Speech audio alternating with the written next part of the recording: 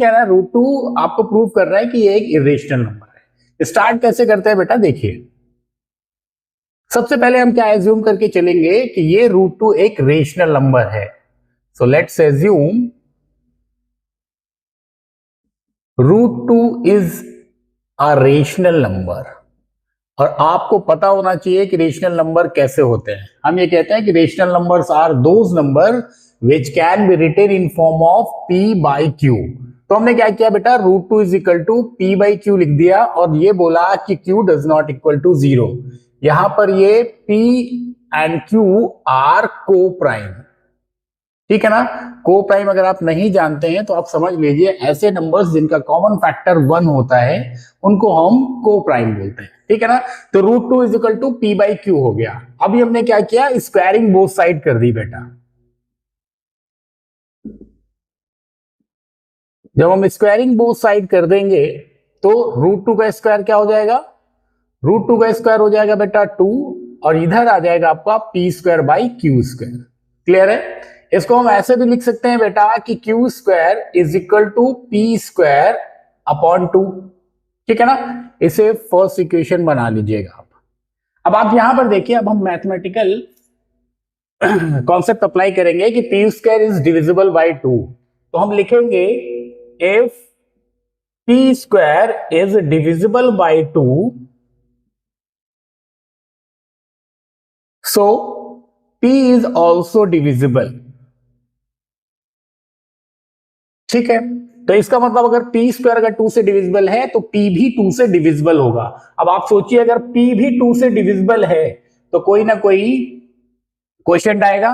तो अगर p को हमने 2 से डिवीजन किया तो बेटा जो क्वोशिएंट आएगा हम एज्यूम कर लेते हैं कि वो क्वोशिएंट कितना होगा, r हो जाएगा, ठीक है ना। तो p by 2 is equal to r लिख लिया हमने। अब क्या करेंगे, अब हम फिर से स्क्वायर करेंगे बेटा, स्क्वायरिंग बोथ साइड, ठीक। बोथ साइड स्क्वायर करने से क्या होगा, ये हो जाएगा p square by 4 is equal to r square. बात समझ आ रही है, p square by 4 is equal to r square.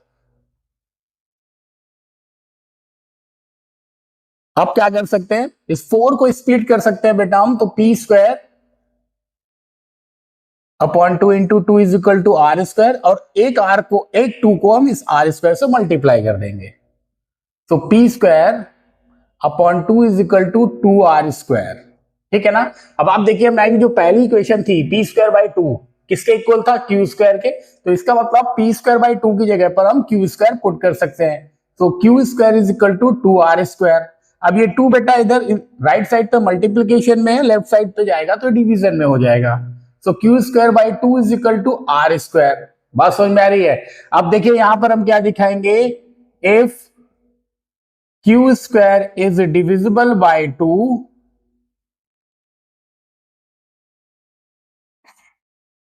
so q is also divisible by 2। बात समझ में आ रही है।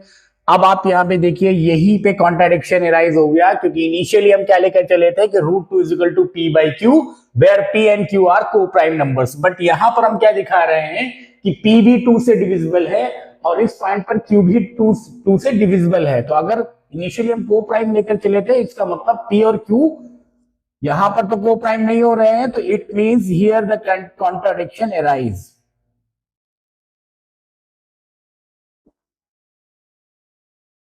कॉन्ट्राडिक्शन किस चीज का आप समझ पा रहे हैं ना, कॉन्ट्राडिक्शन इस चीज का है कि इनिशियली हमने ये एज्यूम करके चले थे कि पी और क्यू को प्राइम है, but here at the end we find that p and q both are the factors of 2। It means our assumption